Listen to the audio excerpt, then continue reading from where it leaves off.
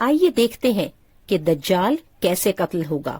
رسول اللہ صلی اللہ علیہ وسلم نے فرمایا، جب اللہ تعالیٰ حضرت مسیح ابن مریم علیہ السلام کو بھیجیں گے تو وہ دمشق کے مشرقی حصے میں مسجد کے سفید مینار کے پاس اپنے دونوں ہاتھ 2 فرشتوں کے کندھوں پر رکھے ہوئے اتریں گے۔ جب حضرت عیسیٰ علیہ السلام اپنا سر جھکائیں گے تو ان کے سر سے پانی کے قطرے ٹپکیں گے۔ جب اپنا سر اٹھائیں گے تو چاندی کے موتیوں کی طرح سفید قطرے ان کے بالوں سے ڈھلکتے نظر آئیں گے۔ ان کے سانس کی ہوا جس کافر تک پہنچے گی وہ مر جائے گا۔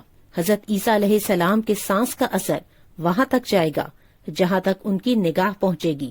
حضرت عیسیٰ علیہ السلام دجال کو تلاش کریں گے اور لد کے مقام پر اسے قتل کر دیں گے۔ اور آپ کو معلوم ہونا چاہیے کہ لد کے مقام پر آج اسرائیل کا ایئرپورٹ ہے۔ نبی اکرم صلی اللہ علیہ وسلم نے فرمایا، جب اللہ کا دشمن دجال حضرت عیسیٰ علیہ السلام کو دیکھے گا تو یوں گھلنے لگے گا جس طرح نمک پانی میں گھلتا ہے۔ اگر عیسیٰ علیہ السلام اسے چھوڑ دیتے تب بھی وہ حضرت عیسیٰ علیہ السلام کے خوف سے گھل گھل کر مر جاتا، لیکن اللہ تعالیٰ اسے عیسیٰ علیہ السلام کے ہاتھوں قتل کرائے گا، اور حضرت عیسیٰ علیہ السلام اپنے نیزے پر دجال کا خون لوگوں کو دکھائیں گے۔ یہ مسلم کی روایت ہے۔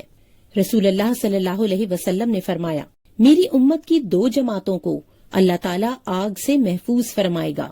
ایک جماعت وہ جو ہندوستان کے خلاف جہاد کرے گی، اور دوسری جو جماعت حضرت عیسیٰ علیہ السلام کے ساتھ مل کر دجال کے خلاف جہاد کرے گی۔ آپ صلی اللہ علیہ وسلم کا ارشاد ہے، میری امت سے ایک جماعت حق کی خاطر ہمیشہ جہاد کرتی رہے گی اور غالب رہے گی۔ آپ صلی اللہ علیہ وسلم نے فرمایا، میری امت کا آخری گروہ مسیح دجال کے خلاف جہاد کرے گا۔ تو اس طرح انسانیت کے سب سے بڑے فتنے دجال کا اختتام ہوگا۔